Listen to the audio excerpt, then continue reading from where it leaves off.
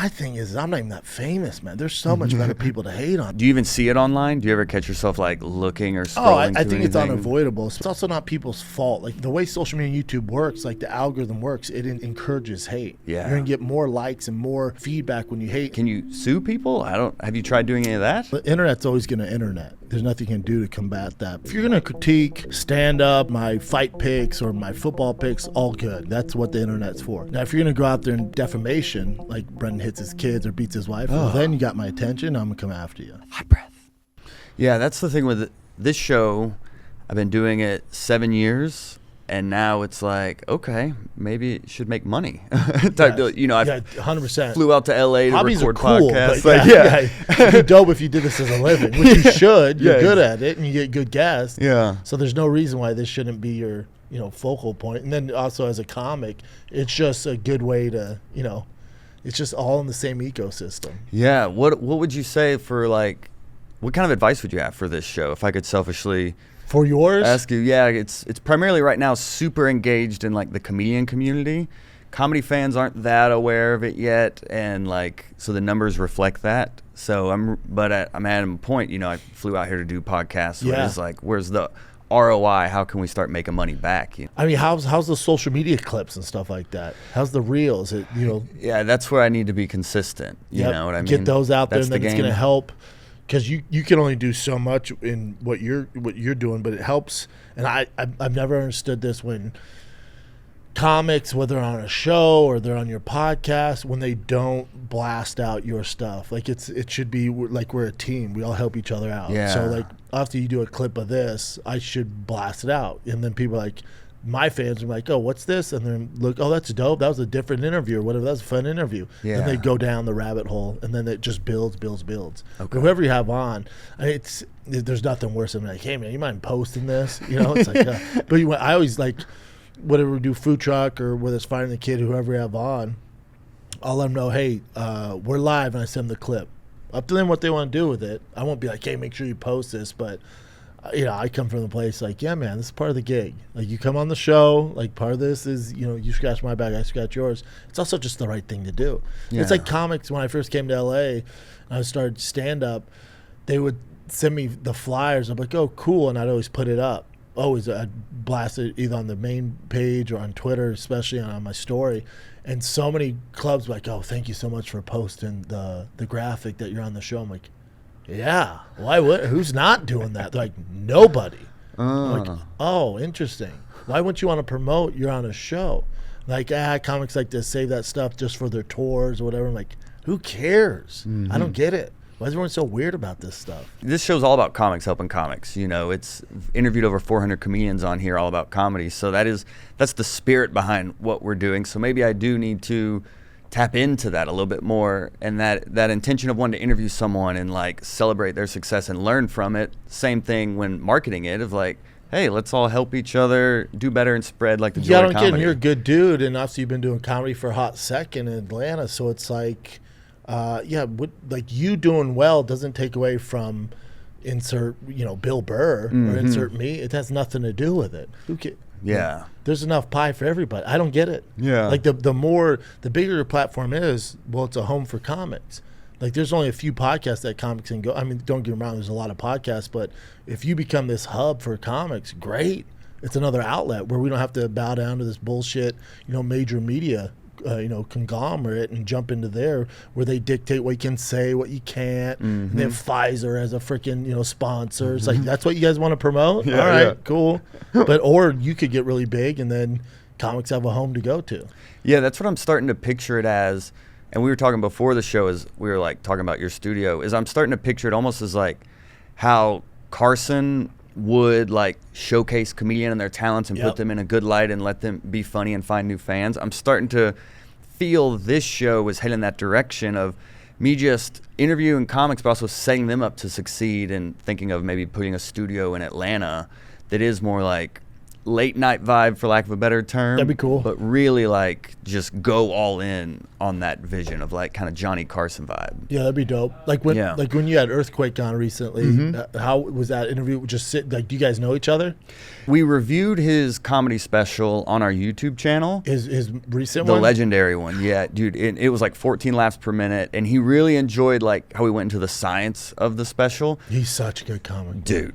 I mean, he's been doing it over 30 years. His nickname's Earthquake. Yeah. It's not because of his weight when he walks in. It's because when he performs, literally people think there's an earthquake. It's one of the best specials I've ever seen. Like, amazing. Still, it is undeniable. And he's one of those vets who recognizes, like, oh, younger comics, like, appreciating the craft of comedy. So we, like, connected, and then we actually met in Atlanta. I was supposed to interview him in Atlanta, and this was when I was just one-man band, my own camera and everything, and I had an audio malfunction on my recorder. Like, it would not read the SD card. Nothing worse. So then we're just in his dressing room, and I'm like, all right, well, we'll do it on my phone. And he's like, well, let's do it the right way. He's like, we're friends now.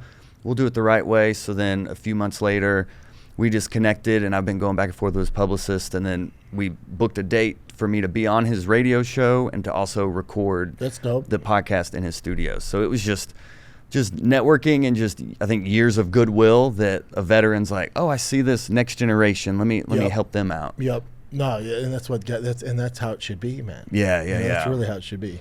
Yeah, I don't like the negative, competitive, which I feel like Joe Rogan really, like, shifted the mindset in comedy of, like, we're not against each other, we're really together, and we can, like, a rising tide can lift all boats. Correct. He seemed to be like the tip of the spear on that. Yep, and then he took that ship and, he went to Austin, so that's the same philosophy out there in Austin, but, now LA's like Game of Thrones, because the king's at it, got his head cut off. By head cut off, I mean he moved to Austin, and then now it's back to survival of the fittest, which is fine. I can do both. I can adapt with both. I'm down, but it was a better time when Rogan was in town. How was it different? It's just, when you got a guy at that magnitude going, this is how we do it. Everyone respects everybody. We support each other in every way possible, whether it's podcasts, putting each other on shows. Like, this is how we do it. Like, people are like, I guess that, even if they didn't want it, like, that's what I got to do if that's what the guy says. And that's how he carries himself. We're going to do the same. So it was just a more welcoming time. Then he leaves and that kind of standard's gone. And, you still got the big boy, you got Santino and Bobby doing, Bad Friends. You got Bert Kreischer. He just does his on his own. Segura's gone. Theo's gone. Tim Dillon's in and out, right? So it's just kind of everyone's spread. So that kind of, those kind of unspoken rules are gone. Oh. Which is, I'm down for the lawlessness of town. I'm down for that. I'll survive in that. But it's just not as fun, if that makes sense. Yeah. Have you been on his mothership yet? I have not. I'm there Saturday, but when I come in, I'm there for the Fight Companion, and the cards out there start at 9. So we get done, sometimes a 3-4 hour show. So we'll get done at 1, 2 in the morning. And I don't want to go up the mothership when it's 2 in the morning.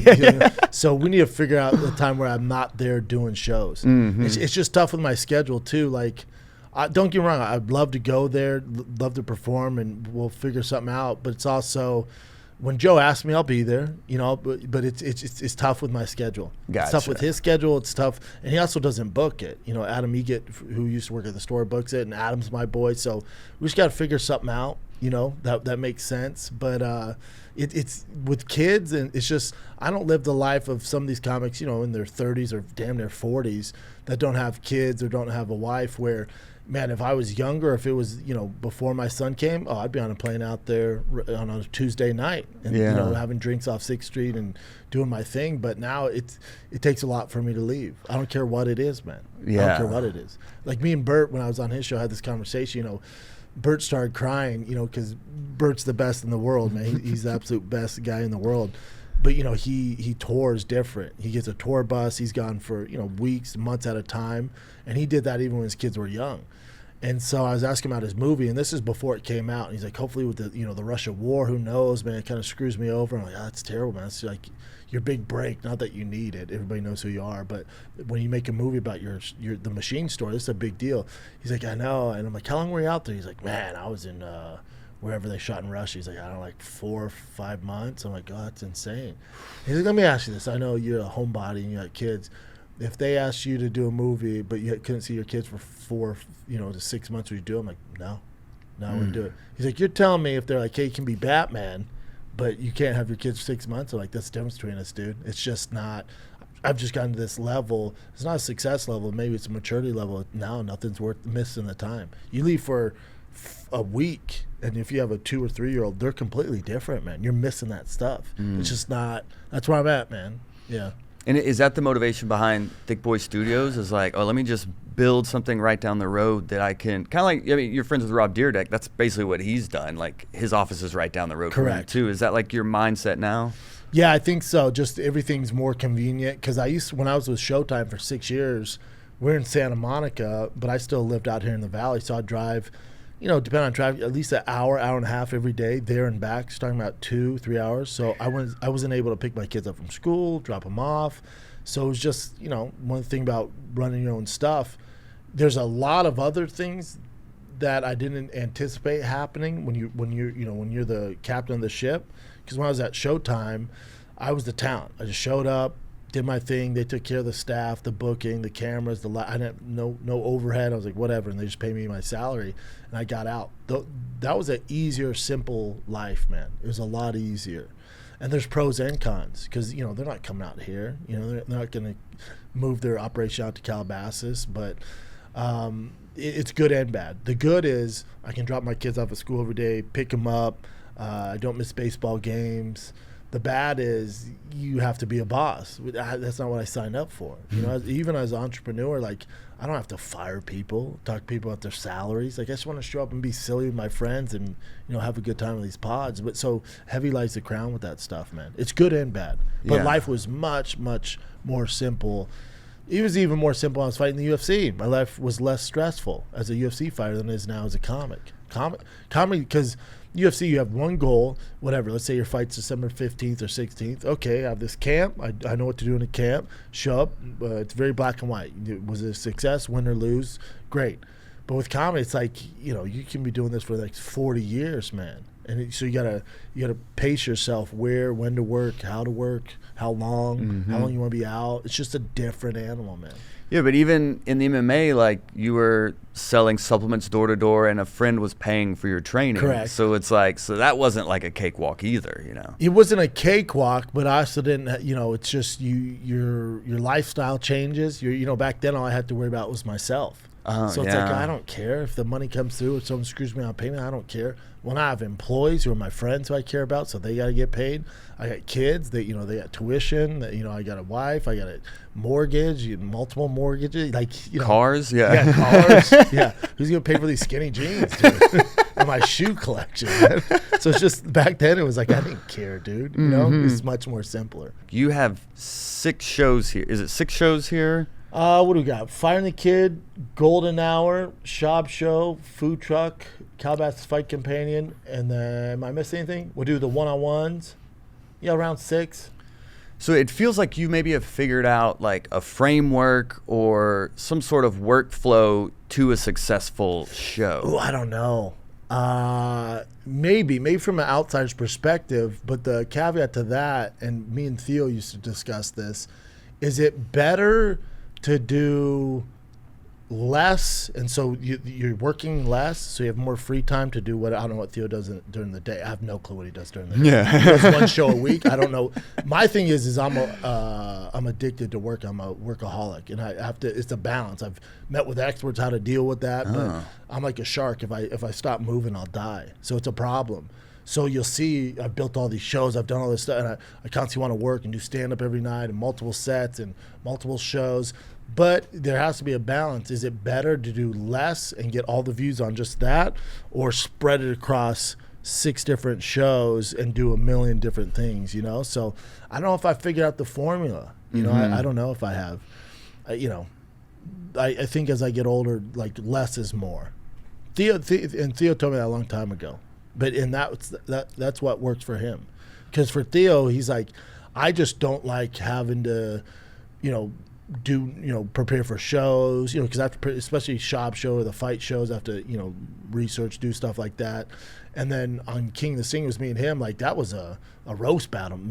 I was writing roasts, and me and him were going back and forth. So that show wasn't something that you wanted to do twice a week. And he was like, man, I don't like having the anxiety or the pressure of constantly working Monday through Thursday. Like, I want my freedom. Like, yeah, that works for you. And he's figured out, man, he's crushing it. He's one of the funniest people I know, and that works for him. But then Rogan, he'll work Monday through Friday, do 3-4 hour pods and just roll with it, and then stand up at night. So that's what worked for him. Adam Carolla I think Adam has 10 podcasts he does a week. Legit, like 10 different shows on top of the Carolla show. Like, he's working.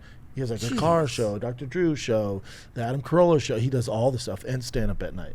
Oh, geez. So everyone's different. Yeah. But like with Howie Mandel, Howie, he owns JFL. He's on America Got Talent.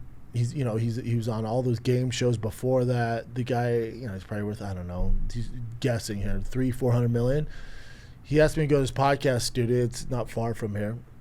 I walk in, I'm looking, it's dope. I'm looking around. He's asked me to look at his fish tank because I know fish tanks. I'm like, yeah, all the fish are dead, but whatever. And he's asking me, like, just a question about the podcast game, stuff like that. I just looked at him and I was like, why? He's like, what do you mean? I'm like, why do a podcast? You're on NBC on America Got Talent. Why are you doing a podcast?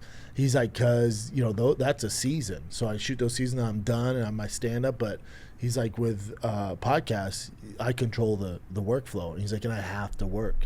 He's like, I'm addicted to working. He's like, it's not even about the money. I'm set. He's like, it gives me something to focus on. Like, that makes sense. Yeah. Teach their own, but I would not be that guy. Yeah, at a certain point, I think I've heard you say that your business isn't run by like what's going to make money. Like you said, you don't make decisions based on like what's going to make the most money. Never. So now that's different when I have employees, because then sometimes I have to do certain things where I would never agree to because I know it's going to bring in this certain amount of money. I'm like, all right, it's more work for me, but everyone's going to eat. All good. I'm down for that. But yeah, I never go, oh, let's do this because I know it's going to be the cool, trendy thing to make a ton of money. No, that's not the business I'm in, ever. What is like the structure of like a podcast, like monetizing a podcast? Because it seems like you're very savvy at like, okay, advertising, but then you also seem to have merch figured out, and then also like Patreon. Like, what are the streams that you build to like elevate a show? Yeah, so it's all in the ecosystem, right? Because you have your podcast or your podcast network, which people will tune into, every week, every day, hopefully, if you're doing it right. But then that promotes the comedy. So it's like they go hand in hand, because the better your podcast is doing, the more tickets you're selling. So that's in that ecosystem. And then with me, I think during COVID I realized it, even before then, but when it comes to podcast reads, there's so much more you can do with that. Because the podcast read is just an audio read, and they might get some return, but even I fast forward through the ads, so it's like, this can't be a good. When someone talks to me like, "Well, here's $20,000 for a read, for this month," I'm like, you're not gonna see your money, man. I'm telling you, you're not gonna sell $20,000 in underwear. Like you might be good for brand association, but you're not gonna get that money. So my deals now, I have those. Obviously, we have the podcast reads, but now it's more of a 360 deal where it includes social media, whether it's the Finding the Kids social media, Golden Hour social media, my independent endorsements will trickle into the show. So it's this whole ecosystem where it's just not predicated on a certain amount of views you're getting, stuff like that. So they're getting the biggest bang for their buck. And so it's not predicated also, because summer's a slow time for podcasts, or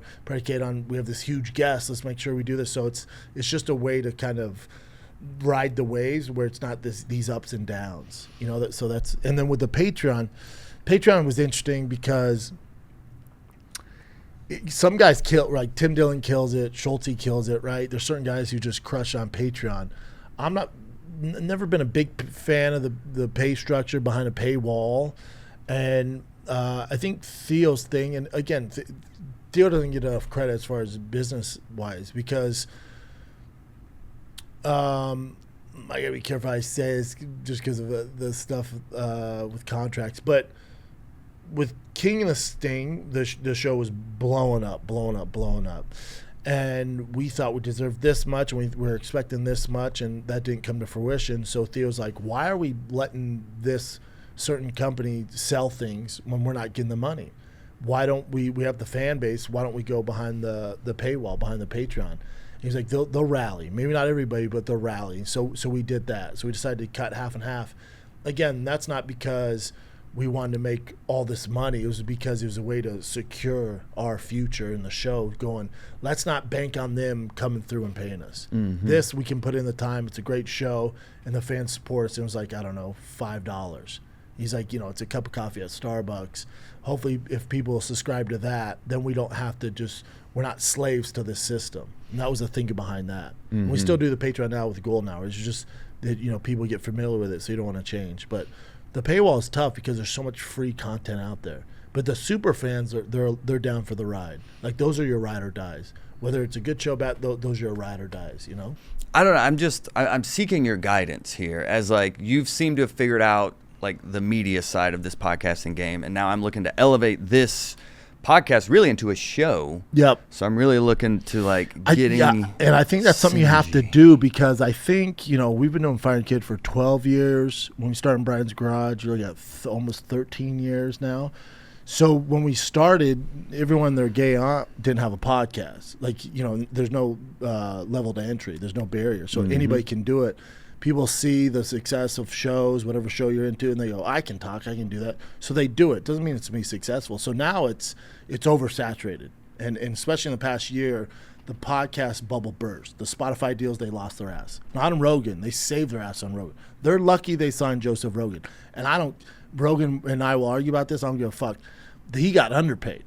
You look at the valuation of their stock and how much that company is worth now because they signed Rogan compared to what they paid him. I'm a shark when it comes to business. They underpaid my man. They underpaid. He should got paid a lot more. All good. That's his thing. I would done the deal. I'm just saying, you look how much that company is evaluated now, and then you look at the money they tossed. The Obamas, that woke boy, what's his name? Fucking Prince Harry and Meghan Markle. Yeah. You look at all these shows that and the other shows I'm fan of, so I won't say them. They've all lost their ass on that, except for Joseph Rogan. They could have taken that money and just put it towards him, and signed a longer deal, because his deal's up soon. Oh, I didn't realize that. Yeah, I think it was a 3-year deal. Good luck with that. 3-year, $100 million? Yeah. But even that, he was making, and people are like, oh my God, so much money. He was making, I don't want to give away his finance. I mean, he was making good amount of money, but it's not like that's far off from what he's doing on his own. Yeah. So I guess there's a, if I could get the middle class of podcasting, I'm fine with it. Yeah, hell yeah, middle class, good living. How important is mindset to what you do? Because it seems like everything you've done, whether it's excelling football at a high level, MMA at a high level, stand up in 2 years, you're shooting a Showtime special, like podcasting. Dude, but the fact that you were willing to even think that as a possibility. I think as comedians, we can be battered and be like, well, I'll do my 10 years and then when I pay my dues type deal. But you were like, no, I'm like doing this now type deal. And I think that's rare in comedy especially. So like, is there a mindset to you being able to excel in an industry so fast, or like, what do you attribute to that? I don't know. I wish I could, because I don't. Are you aware of it though? That like you enter I'm industry aware, and then just yes and no. And Sam Tripoli helped me out with that, because I was being hard on myself over something. And he goes, dude, do you know how hard it is to become a headlining comic? He's like, because you're in LA and because who your friends are, and you're surrounded by headliners, you think that's the norm. He's like, go to Florida. Go to Philly, go to New York, even go to freaking Atlanta, go down to Tennessee. He's like, dude, it's so hard to be a headliner, and there's great comics. He's like, so for you to be able to headline in that short amount of time is nutsos, man. It's the fastest I've ever seen. He's like, it's not, but you got to remember, from my perspective, it's a blessing and a curse, because I have blinders on, and so I see Segura, Kreischer, Rogan. Joey Diaz, Callan, Theo, all my boys, they're these headlines. So I'm like, oh, this is what you get in comedy. This is what you do. And then now, as I get older, been headline for 6 years now. Been in comedy about 8.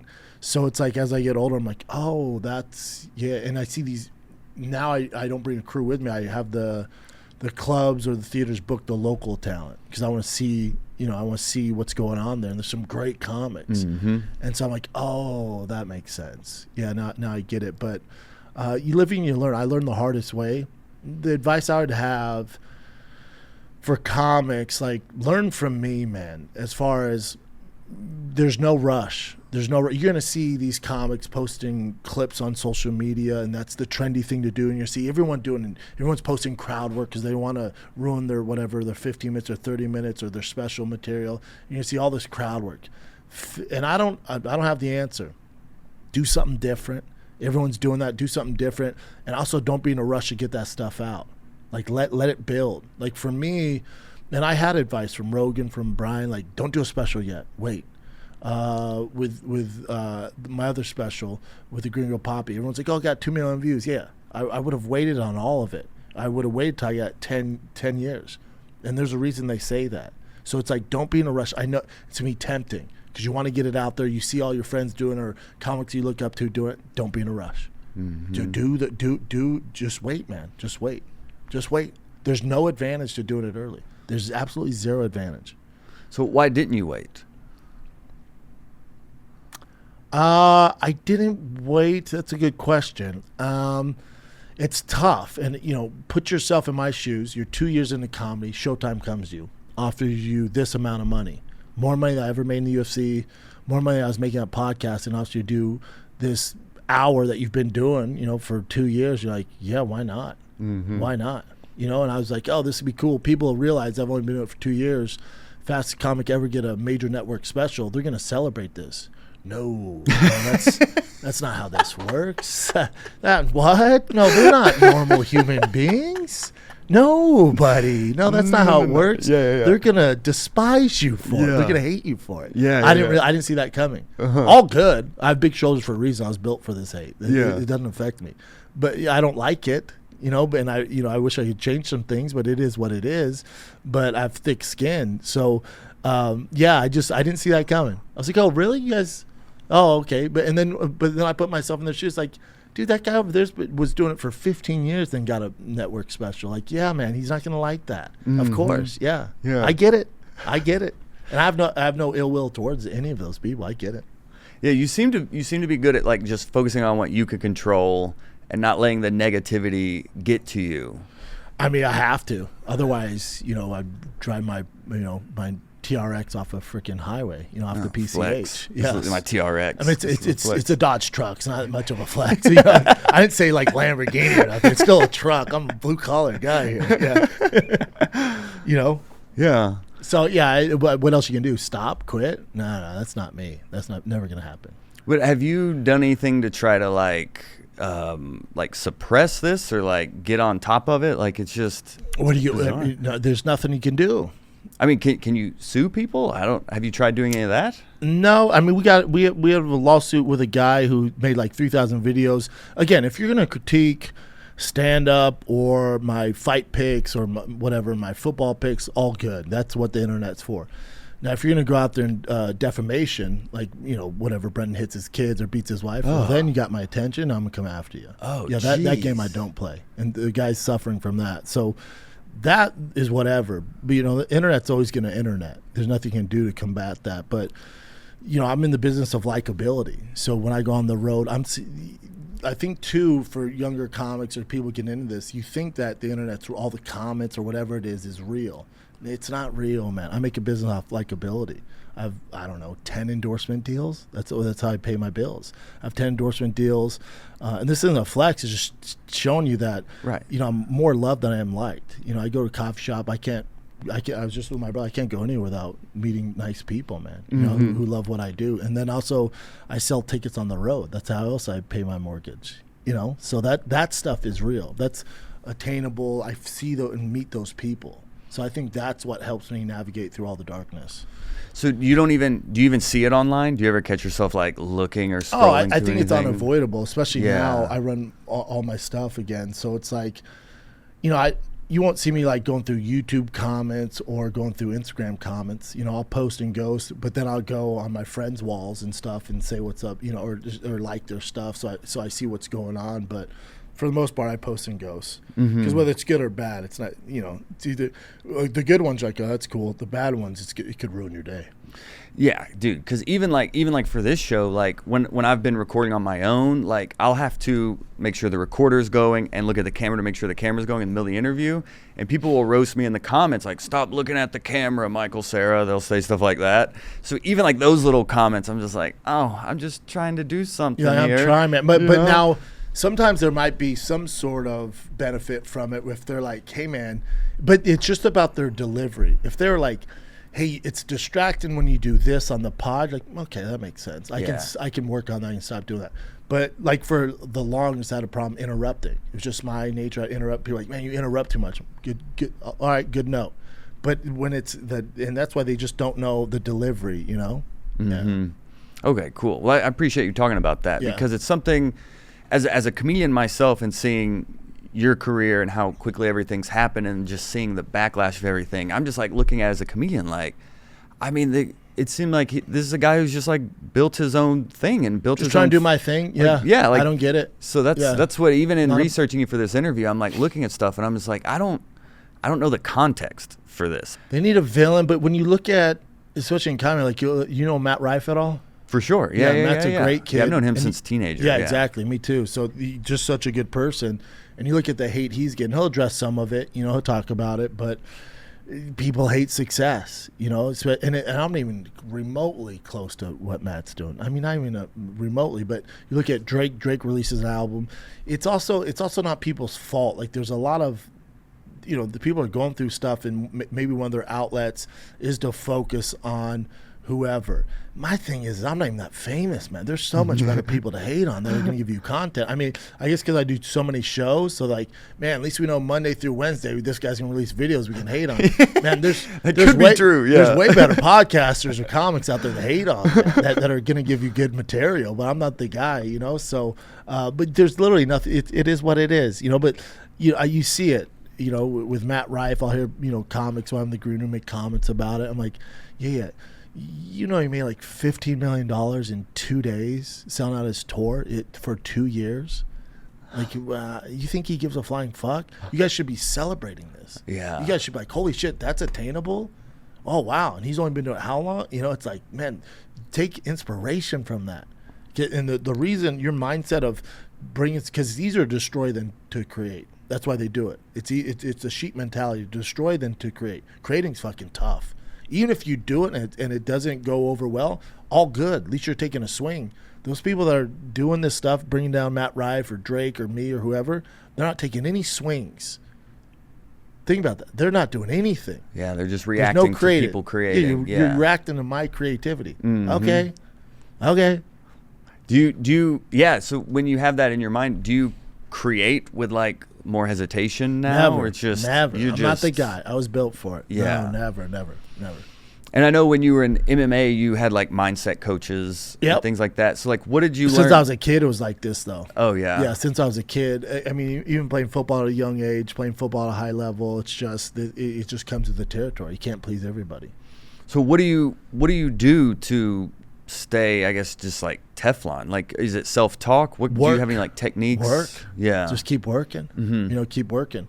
And the proof's in the pudding. It's like if I go up to Laugh Factory tonight, if nobody laughed, if I bombed every night, then I'd be like, oh man, maybe these critical people, these critics are right, but it's just not real. It's not real. But it's not their fault, because the way social media and YouTube works, like the algorithm works, it encourages hate. Yeah. You're gonna get more likes and more feedback when you hate, instead of like on this podcast, man, that was great, like thumbs up. That might get one like. But if they make fun of, whatever, the way you dress or your hair, or, two white dudes or whatever, that's going to get more of a conversation. So that's a algorithm problem. That's something that Elon Musk and Mark Zuckerberg need to work on. I can't control that, so I don't worry about it. I can't do nothing about it. So I get it too. If this is what's getting you attention, it's like having a kid. If he does this and he knows he gets attention, he's going to keep doing it. But if you don't give that attention, he's like, all right, that's not the angle. Let me switch up the gears here. So they got to switch. Once these big, Instagram, Facebook, and YouTube stop kind of promoting that, people are going to switch their gears. But Beautiful. Well, as we land this plane here, a question I ask every comedian on here is their worst like bombing experience, if they've ever been booed, if like a crazy heckler, just something in their career that they just will never forget. It's a good question. And you can chew on it for a minute. Nah, I'm trying to think. All of them have been learning lessons. Like, I had one at the Improv. I was on back-to-back shows. I was on the 8 o'clock, 10 o'clock show. The 8 o'clock show, for whatever reason, and some comics did great, it was the worst bomb I ever had. And I was like 3 years into it. I'm like, oh my, it was so bad. You can feel the sweat down your back. You're like, oh, this is the worst feeling in the fucking, I want to die. And there were some great comics on there, so they saw the bomb. And I'm parked out front of the Improv, so I'm sitting in my car just like, oh, man. I was trying to think of an excuse not to do the 10 o'clock. I'm like, I don't want to do this.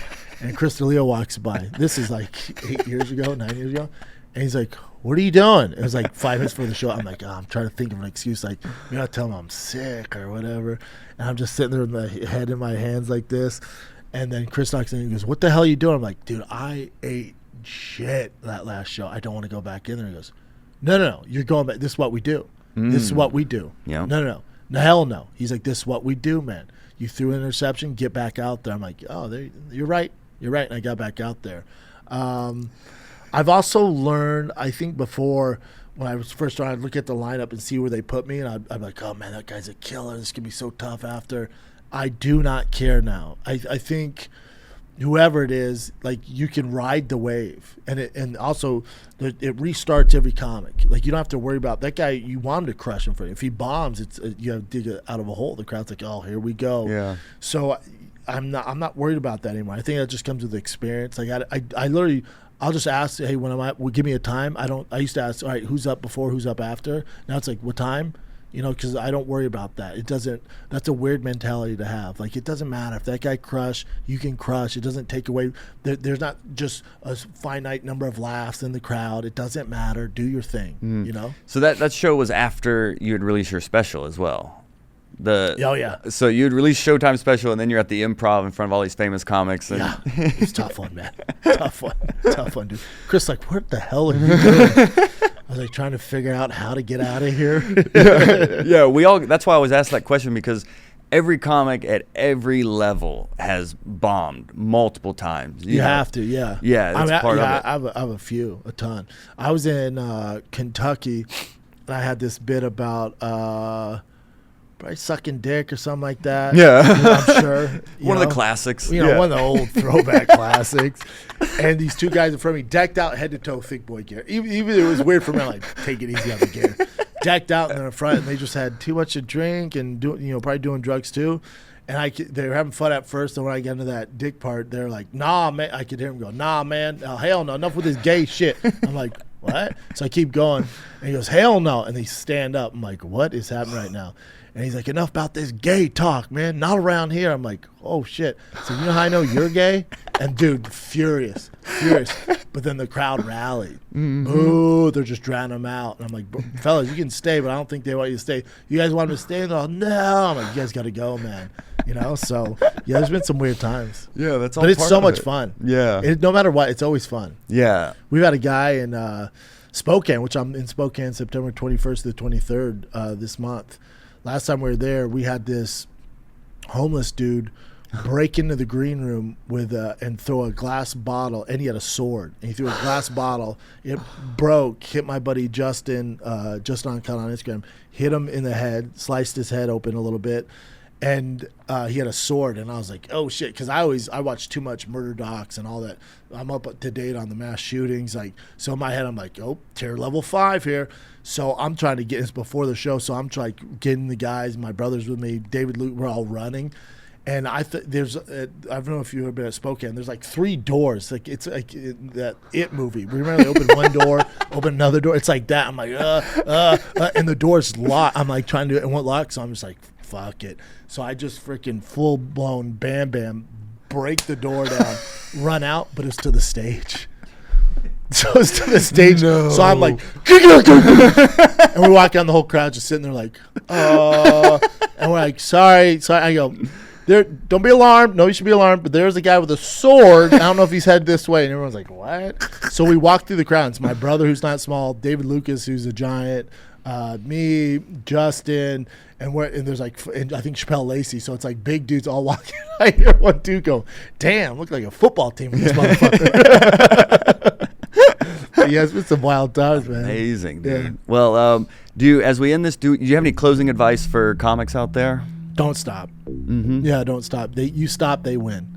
And by they is whoever they is in your mind. So just work, man. No matter what the show, if it's the trendy, popular, doesn't matter. Just get up there, man, and work. And work. That's all it is. Be a shark. Don't stop moving.